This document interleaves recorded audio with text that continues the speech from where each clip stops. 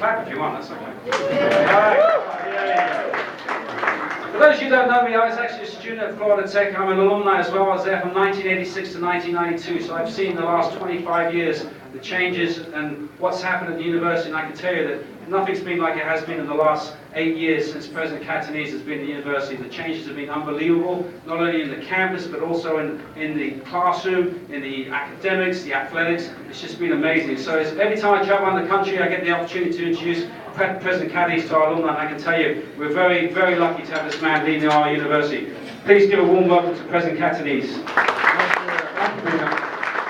Well, let me take just a few minutes and give you an update for alumni and for you potential students. Let me tell you what the university is up to nowadays. First of all, our national recognition has just been outstanding. We were named by U.S. News and World Report to Tier 1 National Research University. It doesn't get any higher than that. So we reached the apex of the U.S. News and World Report rankings. But some other numbers you should know as well. The federal government is very interested in starting salaries and mid-career salaries of graduates because they want to make sure you can repay your student loans. So they commissioned a study with Payscale.com and the Bloomberg organization. And what they found was that the graduates of Florida Tech had the highest starting salaries and the highest mid-career 20-year out salaries of anybody in the state of Florida. So in the Southeast, we're ranked number 4 and in the top 1% nationally. So when people ask you, is a college degree at Florida Tech worth it? Yeah, we can prove it's worth it. We can show you that it really does have a major effect on your earning potential. And by the way, for the last several years, we've had a 97% placement rate for our graduates. And it's a let's keep a little quiet for the people up front here, okay? We found that industry really likes our graduates because we really do train for careers. And that's why you go to Florida Tech. You go to Florida Tech because you want to do something. You don't want to just read about it in a book. You want to get involved. Every one of our students engages in research. From day one, even as freshmen, you engage in research. And that makes us unique in the United States. We've got about 6,000 students on the Melbourne campus. We have a campus here in Orlando. Dennis Kalanda runs that at the Baldwin Park. That's primarily master's degrees here. 6,000 in Melbourne, about 800 to 1,000 are flight students. And then about 1,500 are graduate students. We have a very large graduate program. And the rest are undergraduates.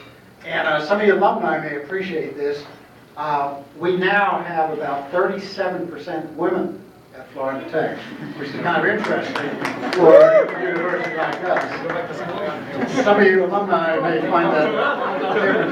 Yeah, Leslie Hilmer was there. I don't think it was that number when you were there, Leslie. But that's fine. And we think it's wonderful that so many young women are getting involved in the kinds of fields of science and engineering that we're dealing with. What I want to do, you know about our programs in engineering and science, business, aviation, and psychology, but we've got a bunch of new programs, and I'd like our Executive Vice President, Dwayne McKay, to tell you about some of those new programs. Dwayne? I'm here somewhere.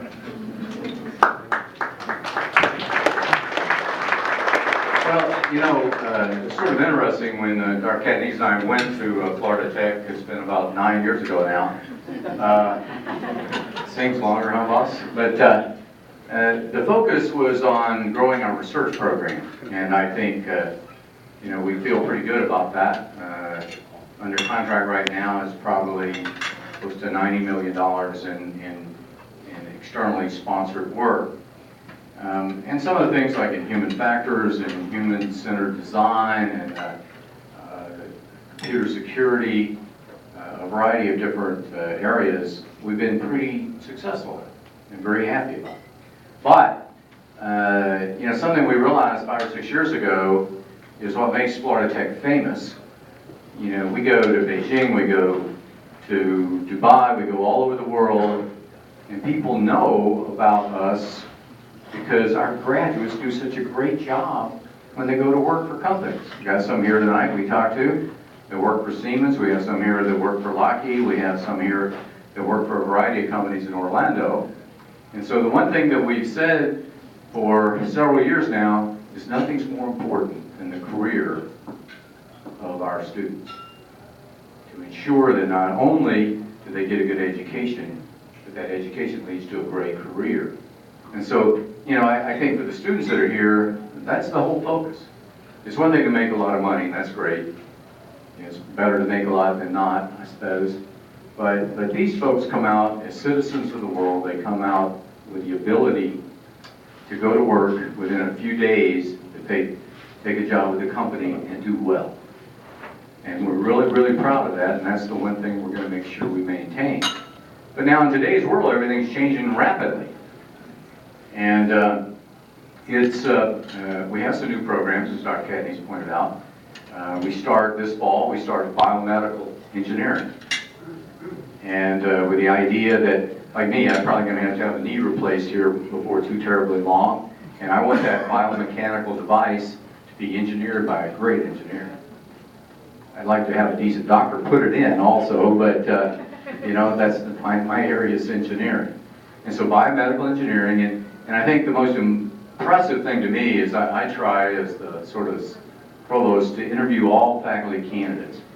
And I interviewed 5 in the last 2 or 3 weeks for these posts in biomedical engineering.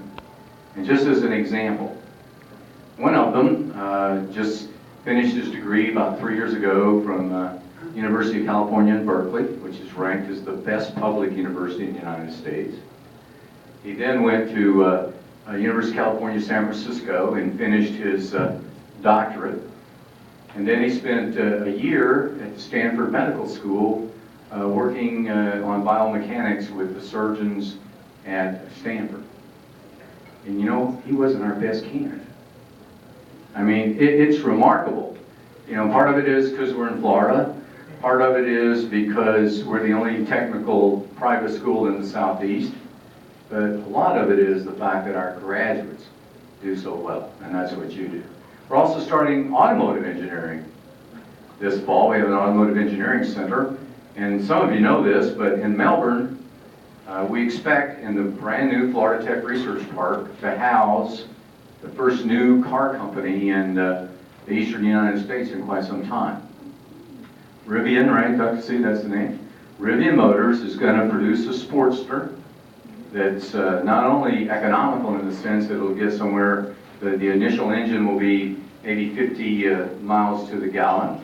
The follow-on engine that they developed will be 80 to 90 miles to the gallon.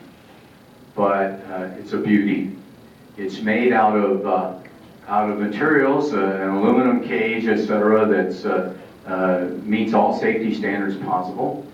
And now I helped ruin a young woman's dress earlier tonight when one of these tables collapsed.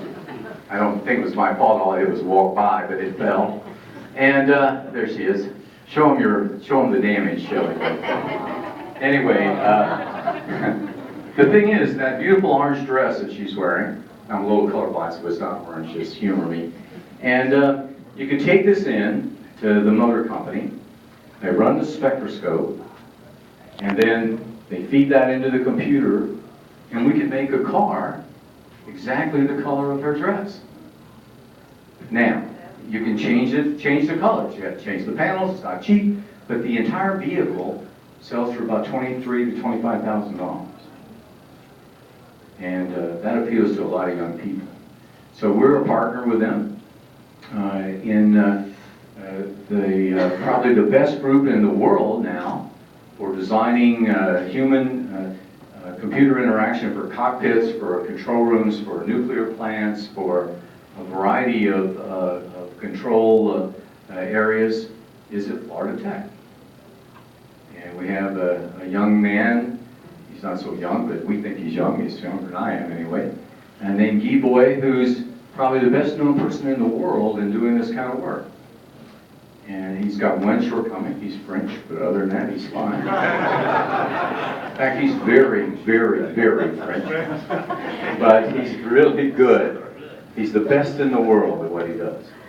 But, you know, we're adding programs. We have a great pre-med program. We've added biotechnology. And the point to that is we're doing the things that students want to be able to have careers that do the things they really, really want to do in their lives. So you need to come over and see the campus that Tony's built. You know, my job, he builds it, and my job's to figure out how to pay for it. So it's, I like his job much better, but you take what you have. But anyway, I hope you have an opportunity to visit the campus soon. It's great that you've all turned out. And I'll turn this back over to the president. Thank you. Thanks, Mike. Appreciate it. By the way, you parents of prospective students, our time to graduation is one of the top in the United States. It's 4.06 years. So you're going to graduate if you come to Florida Tech. And incidentally, the athletes have a higher graduation rate than the regular student body. So those of you who are interested in collegiate sports, I'll come back to that in a minute. Now, we're a technological university, but we also have minors in art and music. We've acquired 2 art museums, the Rusbank Textile Art Center and the Fusner Art Museum, which was the former Brevard Art Museum. So we really believe in the arts. We've started a music program, which is tremendously popular, and as I said, also has a minor. We found, incidentally, that students who play musical instruments do better in mathematics than those who don't. So we're very much encouraging music and the arts in addition. Now, it is a residential university. We've got, all told, about 2,000 beds. So most of our students actually live on campus. So it's a very tight-knit community, and as we like to say, it's high-tech with a human touch. And as Dwayne said, you have to come over and see the campus. We've got about 12 fraternities and sororities, 110 clubs. So there's no interest you could possibly have where there isn't an organized club to foster it. And you've known us as an academic powerhouse, but we're also an athletic powerhouse. We've been 2 times national champions in soccer, and Bino modestly will tell you he was the captain of that national championship team. We've won several national championships in rowing, and last year Her Majesty the Queen invited us to the Henley Regatta outside of Oxford, and they put us up against the best English team, Cambridge University, and we won. So our rowing teams have been extraordinary. We started women's golf and men's golf about 6 years ago. In the second year of the program, Daniela Iacobelli won the NCAA Individual National Women's Championship in the second year of the program. And last week, our men's team beat every major school in the state of Florida. So the golf team is coming along very nicely. Last night, we started a new sport. We started several new sports. One of them is swimming and diving, track and field, and then lacrosse. Lacrosse is an incredibly fast-growing sport, and we opened the season last night. We didn't win, but it's all freshmen. The whole team is composed of freshmen, and all the people who know about lacrosse tell me that this is one of the finest freshman teams they ever had. But of course, what's making the big news is that, yes, we've started a football team. Yes, we have.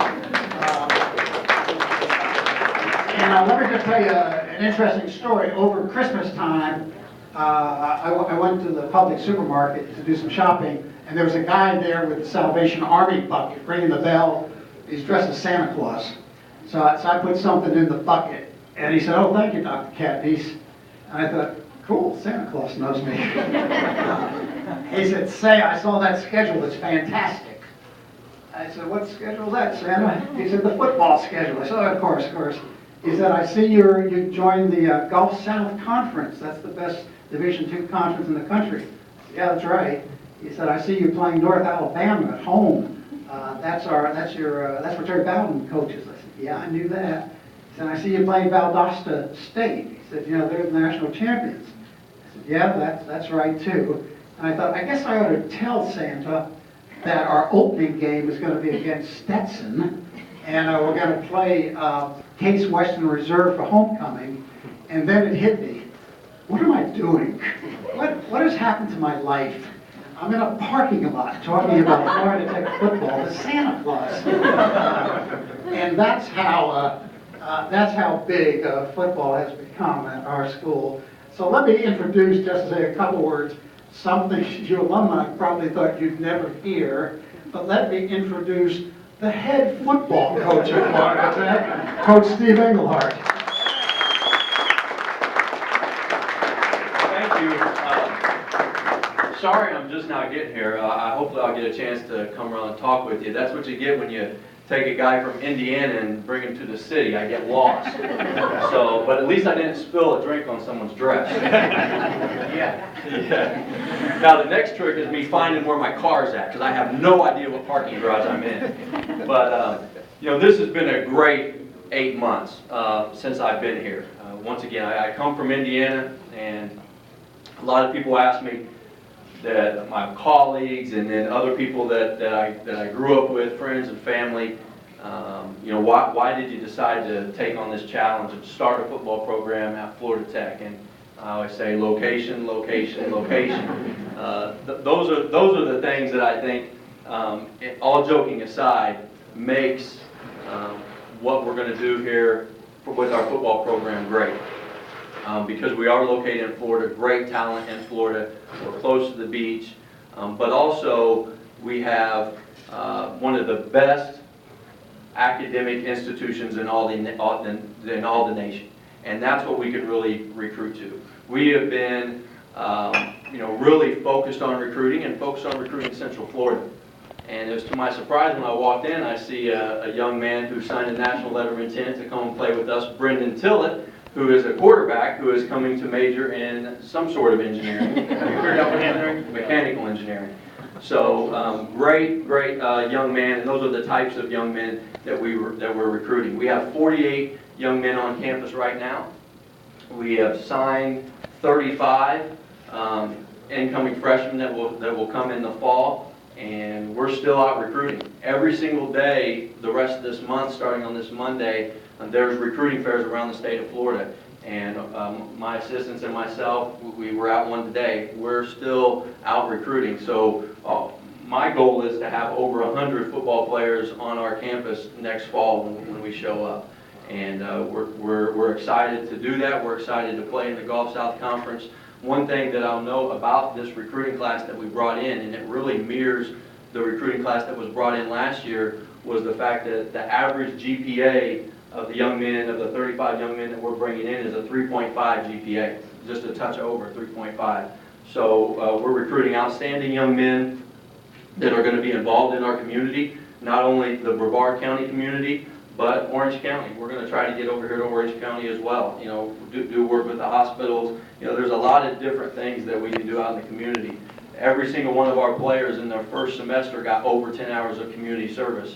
And it's almost been a challenge to each other that they get more community service. So already in just 2 months, every single one of our players on campus has already got over 10 hours. Their goal is to get 20 hours per person of community service.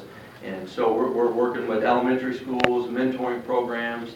A couple of young men came up to me the other day and asked if they were allowed to do community service at an animal shelter. I said, well, of course, that's just another avenue that they could do. So, you know, once again, they're going to be involved with our community, and I think that football at Florida Tech, or FIT, once again, you can't call it FIT again. So the football is just going to continue to grow, and you're going to see us out there a lot, and I think it's going to be an exciting brand of football that you're going to see. So thank you very much, and I look forward to talking with you throughout the rest of the night. Thanks.